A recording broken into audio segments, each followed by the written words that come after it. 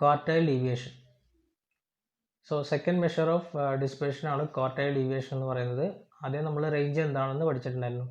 It is defined as half the distance between the third and first quarters or quartiles.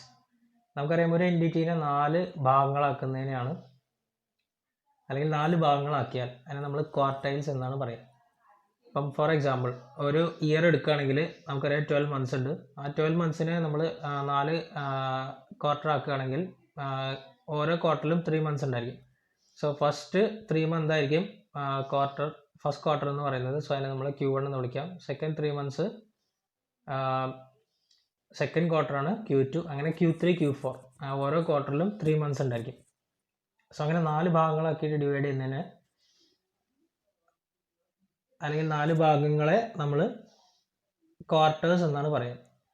So നമുക്ക് തന്നിട്ടുള്ള നമ്പേഴ്സിന് അല്ലെങ്കിൽ ഒരു group of ഡാറ്റേനെ നമ്മൾ different quarters ആയിട്ട് assume ചെയ്തിട്ട് അവയ്ക്കിടയിലുള്ള വേരിയേഷൻ ഡിഫറൻസസ് കാണുന്നതിനാണ് നമ്മൾ ക്വാർട്ടൈൽ ഡീവിയേഷൻ എന്ന് പറയുന്നത്. സോ 4 ക്വാർട്ടേഴ്സ് ആണുള്ളത്. ക്വാർട്ടൈൽ ഡീവിയേഷൻ കാണാനുള്ള ഇക്വേഷൻ Q3 - Q1/2 ആണ്. Third quarter minus first quarter divided by 2. ഇനി quartile deviation is an absolute measure and the corresponding coefficient of dispersion is absolute measure ആണ് quartile deviation എന്ന് പറയുന്നത്. ഇനി അതിൻ്റെ relative measure നമ്മൾ പറയും coefficient of dispersion എന്ന് പറയും. അത് കാണാനുള്ള ഇക്വേഷൻ എന്ന് പറയുന്നത് Q3 - Q1 divided by Q3 plus Q1. Okay, quartile deviation in individual series. Okay, ഇനി ഫസ്റ്റ് ക്വാർട്ടർ കാണാൻ ഉള്ള ഇക്വേഷൻ അല്ലെങ്കിൽ എങ്ങനെയാണ് കാണുക പറയുന്നത് size of n+1/4 item when items are in ascending order of their magnitude. Q1ൻ്റെ വാല്യൂ എന്ന് പറയുന്നത് തന്നിട്ടുള്ള നമ്പർ ഓഫ് ഐറ്റംസ് അതാണ് n+1/4 ഐറ്റം, അതിൻ്റെ സൈസാണ് Q1 എന്ന് പറയുന്നത്. പ്രൊവൈഡഡ് തന്നിട്ടുള്ള നമ്പേഴ്സ് അസെൻഡിങ് ഓർഡർ എഴുതണം. Q3 എന്ന് പറഞ്ഞാൽ size of n+1/4 into third item ആണ്. ക്വാർട്ടൈൽ ഡീവിയേഷൻ എന്ന് പറഞ്ഞാൽ Q3 - Q1/2 ആണ്. അതുപോലെ ഇന്റർ ക്വാർട്ടൈൽ റേഞ്ച് എന്ന് പറഞ്ഞ സാധനമുണ്ട്, Q3 - Q1 ആണ്. Compute quartile measure of dispersion, Inter quartile range and coefficient of quartile deviation for the following values. നമുക്ക് കുറച്ച് വാല്യൂസ് തന്നിരിക്കുകയാണ്.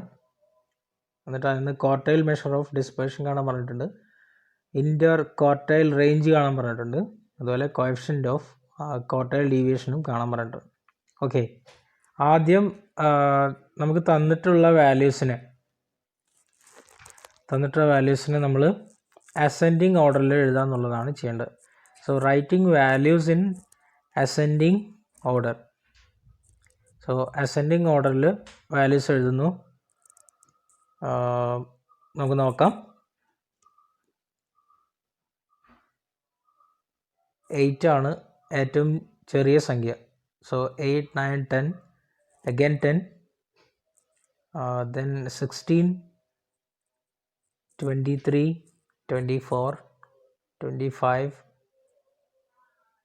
29, 45, then 85.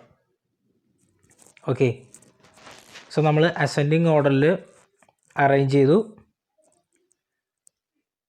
ഇനി നമ്മൾ ഫസ്റ്റ് ക്വാർട്ടർ എങ്ങനെ കാണും? That is size of n+1/4 item ആണ് അല്ലേ.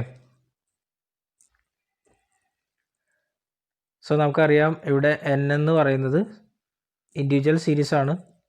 n എന്ന് പറയുന്നത് 11 ആണ്. സോ 11 ഐറ്റംസ് ആണ് നമുക്ക് തന്നിരിക്കുന്നത്. സോ അങ്ങനെയാണെങ്കിൽ നമുക്ക് Q1ൻ്റെ വാല്യൂ കാണാം. ഓക്കെ, ഇനി Q3 അതായത് തേർഡ് ക്വാർട്ടർ അതെങ്ങനെ കാണും? Size of n+1/4 into 3. So n+1/4 into third item ആണ് Q3 എന്ന് പറയുന്നത്, തേർഡ് ക്വാർട്ടർ എന്ന് പറയുന്നത്. ഓക്കെ, സോ നമുക്കറിയാം n എന്ന് പറയുന്നത് 11 ആണ്. സോ 11 + 1/4 ചെയ്ത് കഴിഞ്ഞാൽ നമുക്ക് Q കിട്ടും. ദാറ്റ് ഈസ് 12/4 എന്ന് പറയുന്നത് 3 ആണ്. Okay, so size of third item ആണ്. അപ്പം തേർഡ് ഐറ്റം എന്ന് പറയുമ്പോൾ അസെൻഡിങ് ഓർഡറിൽ മൂന്നാമത്തെ ഐറ്റം എന്ന് പറയുന്നത് 8, 9, 10. സോ 10 Q1ൻ്റെ വാല്യൂ. അതുപോലെ Q3 എന്ന് പറയുമ്പോൾ n-ന് 11 കൊടുക്കുന്നു. 11 + 1/4 × 3. സോ 12/4 × 3, ദാറ്റ് ഈസ് 3 × 3, നമുക്ക് 9 എന്ന് കിട്ടും. So size of 9th item. Okay. So നേരത്തെ പറഞ്ഞ കാര്യം Q1 10 തേർഡ് ഐറ്റം. Q3 എന്ന് പറയുന്നത് 9th item. So 9th item എന്ന് പറയുന്നത് 29 ആണ്. റൈറ്റ്. സോ നമുക്ക് Q1 ആൻഡ് Q3 കിട്ടിയിട്ടുണ്ട്. Q1 10 Q3 29 ആണ്. ഓക്കെ. ഇനി നമുക്ക് ക്വാർട്ടൈൽ ഡീവിയേഷനാണ് കാണാനുള്ളത്. Q3 - Q1/2 ആണ് ഇക്വേഷൻ, നമുക്കറിയാം. 29 - 10 / 2. 19/2 which is 9.5. സോ നമുക്ക് ക്വാർട്ടൈൽ ഡീവിയേഷൻ കിട്ടി. ഓക്കെ. ഇനി നമുക്ക് ഇൻ്റർ ക്വാർട്ടൈൽ റേഞ്ച് കാണാനുണ്ട്, അതുപോലെ കോഎഫിഷ്യൻ്റ് ഓഫ് ക്വാർട്ടൈൽ ഡീവിയേഷൻ. ഈ രണ്ട് കാര്യങ്ങളാണ് കാണാനായിട്ടുള്ളത്. Right. So inter quartile range എങ്ങനെയാണ് കാണുക? ഇക്വേഷൻ നമുക്കറിയാം. So inter quartile range equal to Q3 - Q1. So Q3 എന്ന് പറയുന്നത് നമുക്കറിയാം 29 ആണ്, നമുക്ക് കാൽക്കുലേറ്റ് ചെയ്തപ്പോൾ കിട്ടിയിട്ടുണ്ട്. അതുപോലെ Q1 എന്ന് പറയുന്നത് 10 ആണ്. സോ 29 - 10 19 ആണ്. റൈറ്റ്. സോ നമുക്ക് ഇൻ്റർ ക്വാർട്ടൈൽ റേഞ്ച് കിട്ടി. ഇനി coefficient of quartile deviation, coefficient of QD. Quartile ഡീവിയേഷനെ നമ്മൾ QD എന്ന് പറഞ്ഞാലും മതി. Coefficient of QD. So coefficient of QD എന്ന് പറയുന്നത് Q3 - Q1/Q3 + Q1 ആണ്. ഇനി നമ്മൾ ജസ്റ്റ് വാല്യൂസ് സബ്സ്റ്റിറ്റ്യൂട്ട് ചെയ്യുക. Q3 29, Q1 10. 29 - 10 / 29 + 10 നമുക്ക് കിട്ടും 19/39 ആണ് കിട്ടുന്നത്. അതിൻ്റെ വാല്യൂ എന്ന് പറയുന്നത് 0.49. Right. Next, quartile deviation in discrete frequency distribution. Discrete frequency ഡിസ്ട്രിബ്യൂഷൻ്റെ കേസിൽ എങ്ങനെയാണ് ക്വാർട്ടൈൽ ഡീവിയേഷൻ കാണുന്നത്? ക്വാർട്ടൈൽ ഡീവിയേഷൻ കാണാനുള്ള ഇക്വേഷൻ നമുക്കറിയാം. Q3 - Q1/2 ആണ്. സോ Q1 എന്ന് പറയുന്നത് ഇവിടെ സൈസ് ഓഫ് n+1/4 ഐറ്റം ആണ്. Q3 എന്ന് പറയുന്നത് size of n+1/4 × third item. So Q1 ഉം Q3 കാണുന്ന മെത്തേഡ് രണ്ടും സെയിം തന്നെയാണ്. ഇവിടെ ഫ്രീക്വൻസി ആയതുകൊണ്ട് നമ്മൾ സ്മോൾ n-ന് പകരം ക്യാപിറ്റൽ N ആണ് യൂസ് ചെയ്തതെന്നൊരു ഡിഫറൻസ് മാത്രമേ ഉള്ളൂ. ക്യാപിറ്റൽ N എന്ന് പറയുന്നത് σf ആണ്. Find quartile deviation, size and frequency ആണ് തന്നിരിക്കുന്നത്. സോ എങ്ങനെയാണ് ചെയ്യാന്നുള്ളത് നോക്കാം. Size, then frequency, 2 column. ഇനി മൂന്നാമത്തെ ഒരു കോളം കൂടി, ക്യുമുലേറ്റീവ് ഫ്രീക്വൻസി. ഓക്കെ. CF. ഇനി നമ്മൾ സൈസ് അതുപോലെ ഫ്രീക്വൻസി, കറസ്പോണ്ടിങ് ഫ്രീക്വൻസീസ് എഴുതുന്നു. എൻട്രി ആണ് 5, 8, 10, 12, 19, 20 and 32.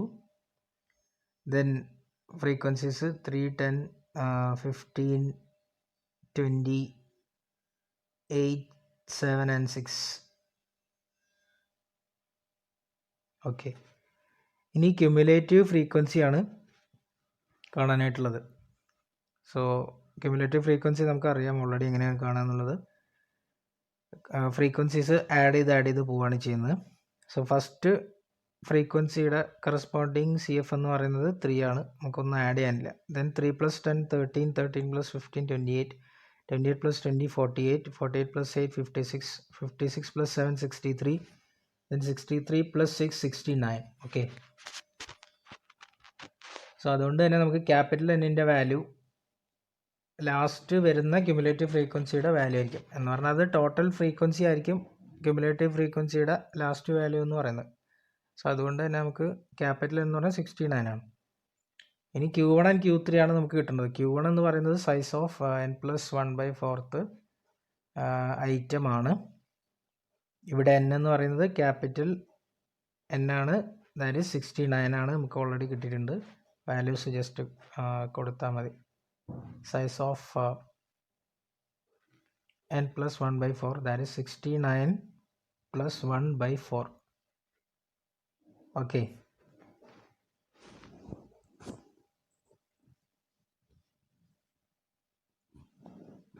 നമുക്ക് കിട്ടുന്നത് 17.5 ആണ്. ഇനി 17.5 എന്ന് പറയുന്നത് ക്യുമുലേറ്റീവ് ഫ്രീക്വൻസി വാല്യൂസ് നോക്കിക്കഴിഞ്ഞാൽ 28ന് തൊട്ട് താഴെയുള്ള വാല്യൂ ആണ് 17.5. ഓക്കെ, സോ Q1ൻ്റെ കറസ്പോണ്ടിങ് ക്യുമുലേറ്റീവ് ഫ്രീക്വൻസി നമുക്ക് വേണമെങ്കിൽ 28 ആണ് എന്ന് വേണമെങ്കിൽ പറയാം. 17.5 is included in the cumulative frequency 28, right. ഇനി Q1ൻ്റെ വാല്യൂ കാണാനായിട്ട് നമ്മൾ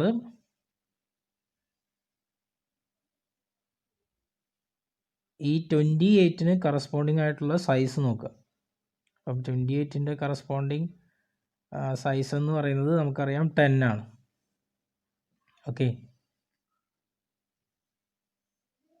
this refers to size 10, right. So അതുകൊണ്ട് തന്നെ നമുക്ക് Q1ൻ്റെ വാല്യൂ 10 ആണ് എന്ന് കൊടുക്കാനായിട്ട് പറ്റും, റൈറ്റ്. ഇനി നമുക്ക് Q3യുടെ വാല്യൂ ആണ് കാണാനുള്ളത്. സോ നമുക്ക് Q1 10 കിട്ടിയിട്ടുണ്ട്. ഇനി നമുക്ക് Q3 ആണ് കാണേണ്ടത്. ഓക്കെ, സോ നമുക്ക് നോക്കാം. Q3 എന്ന് പറയുന്നത് size of capital n+1/4 into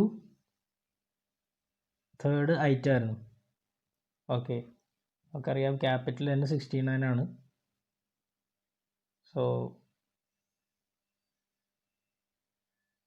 69 + 1/4 70, 70/4 × 3. So നമുക്ക് 52.5 size of 52.5th item. So again 52.5 എന്ന് പറയുന്നത് ക്യുമുലേറ്റീവ് ഫ്രീക്വൻസി അല്ലെങ്കിൽ അതിൻ്റെ കറസ്പോണ്ടിങ് ക്യുമുലേറ്റീവ് ഫ്രീക്വൻസി നോക്കിക്കഴിഞ്ഞാൽ നമുക്കറിയാം 52.5 എന്ന് പറയുന്നത് അല്ലെങ്കിൽ 56ന് തൊട്ട് താഴെയാണ്. സോ അതിൻ്റെ ക്യുമുലേറ്റീവ് ഫ്രീക്വൻസി എന്ന് പറയുന്നത് 56 ആണ്. ഓക്കെ, 56ൻ്റെ കറസ്പോണ്ടിങ് സൈസ് എന്ന് പറയുന്നത് 19 ആണ്. സോ നമുക്ക് Q3 കിട്ടി 19 ആണ്. അപ്പോൾ നമുക്ക് Q1 10 ആണ്, Q3 19 ആണ്, റൈറ്റ്. ഓക്കെ,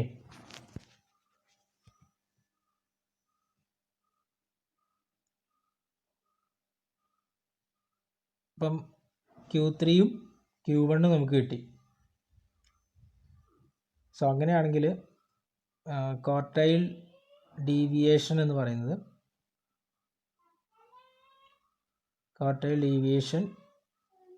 Q3 - Q1/2 ആണ്. Q3 എന്ന് പറയുന്നത് 19 ആണ്. Q1 എന്ന് പറയുന്നത് 10 ആണ്. 19 - 10/2. 19 - 10 എന്ന് പറയുന്നത് 9 ആണ്. 9/2 is 4.5 ആണ്. ഓക്കെ, സോ ഇതാണ് ക്വാർട്ടൈൽ ഡീവിയേഷൻ.